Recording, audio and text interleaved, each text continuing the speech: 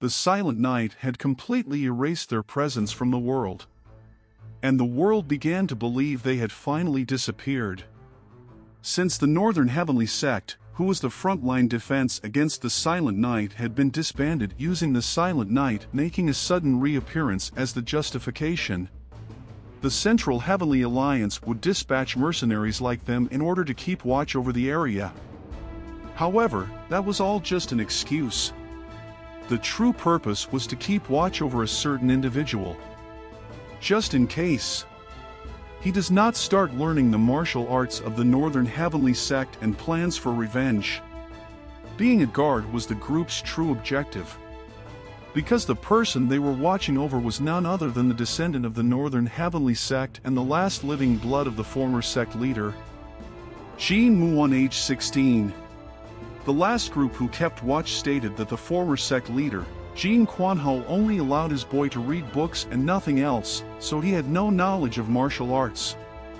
Anything pertaining to the martial arts were all taken away by the Central Heavenly Alliance and by the Great Four of the Northern Heavens as well, and after thoroughly searching the place for anything hidden, they were unable to find them.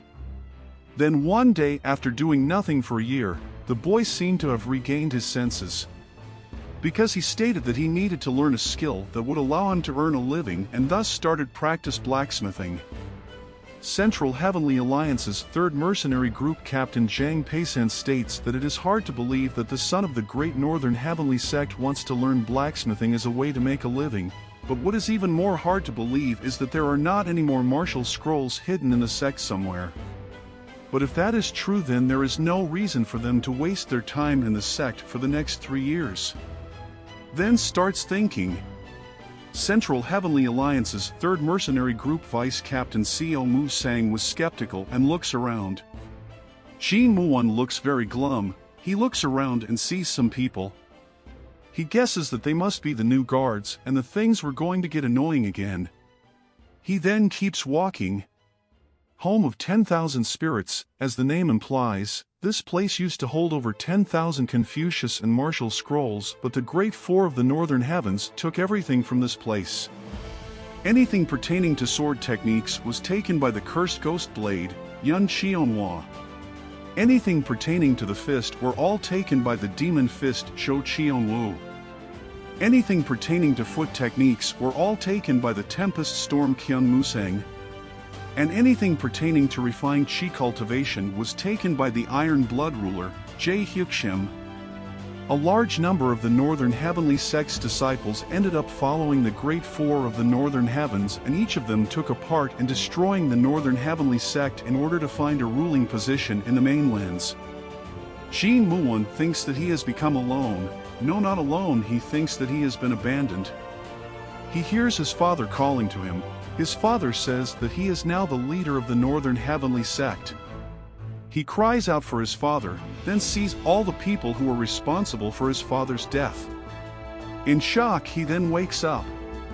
He gasps and catches his breath. The next day, Jin Mu-Won is eating his breakfast. Outside the Northern Heavenly Sect, no life exists within 20 li in all directions. One could say that time had stopped, and the current destroyed state of the Northern Heavenly Sect was also a representation of the state in which Jin Mu-Won was in. Jin Mu-Won then starts practicing blacksmithing. The sun then starts to set. Jin Mu-Won then goes to the roof of the sect. This was who he was, this was his current state. According to him, he was really in a sorry state. But he had not climbed the roof in order to diminish his weakness. He climbed in order to build and solidify the foundation of his will. If he falter now, everything his father did and the life he gave up would all be gone to waste. There were people behind him keeping an eye on him. They knock him down, and that was how it was to Jin Mu-Won, fingers being cut. Seo Mu-Sang says if they really had to go that far? He was a mere child. With tears in his eyes, Jin Mu-Won speaks the 9 skies. Did you forget about the promise that my father and the Central Heavenly Alliance made? This confuses the Central Heavenly Alliance's 3rd Mercenary Group. Jin Mu-Won further states if they are allowed to act this way. And regarding the Northern Heavenly Sect's scrolls and artifacts, Jin Mu-Won sighs and tells them if they really thought that the Central Heavenly Alliance would have left any behind. They had swept the place. And if they were going to kill Jin Mu-Won, he prompts them to try and kill him. Jin Mu-Won states further that although they were the Great Four of the Northern Heavens, the only reason why they were with them was because they were forced to join them 3 years ago. There were still some loyal disciples of the Northern Heavenly Sect. Jin Mu-Won asks if they would let him get away with killing him. He further states that they would immediately know the difference between suicide and murder and then will not hesitate to come after the killer's life. The previous guards had thought the same things as them, and Jin Mu-Won tells that they should wonder why those guys did nothing but silently wait for the past 3 years. This makes the leader furious, and he hurls a sword towards him, but the vice captain Seo Mu-Sang manages to stop him in time, stating that it is in their best that they let him go, and what the child told held some truths. And also, they had searched this place and it did not have any martial arts nor valuable scrolls. Hearing this, Jang Peisan then orders his men to let Jin Mu-Won free. Jin Mu-Won tells them to let him free, and this place was his home, and they were the intruders.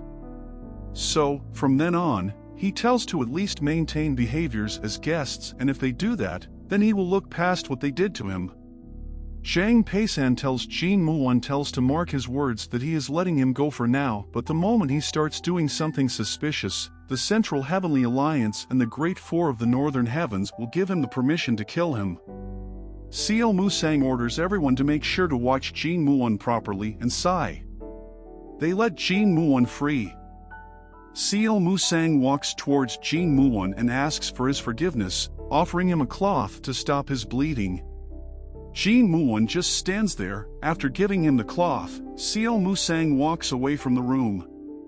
Soon after, everyone leaves. Jin Mu-Won then just barely keeps himself from crying.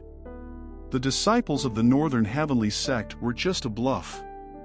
There were no loyal disciples. If there were any, then they would have rescued him from the hellhole already. He doubts if there are any people who still care about the ruined sect.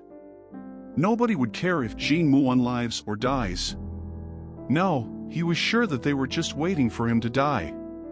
The night falls and slowly the sun starts rising. Jin Mu-Won is climbing to the roof. It was true that everything was taken from the Northern Heavenly Sect. The finger he had lost that night still hurt. Cursing his pain, he reaches the top of the roof. Even though there were no scrolls to refer, the heart of the Northern Heavenly Sect was still alive. The greatest secret of the Northern Heavenly Sect. A secret not even the 4 great pillars of the Northern Heavens knew about. The ultimate scroll of the Northern Sect was the Northern Heavenly Sect itself. Thank you for joining us in this recap journey. If you liked the video, don't forget to hit the like button. Comment if you have suggestions, want more of the series. Don't forget to share it with your friends. Do subscribe if you want more similar content. This is Universe Nexus, your passport to the immersive realms of anime and manga.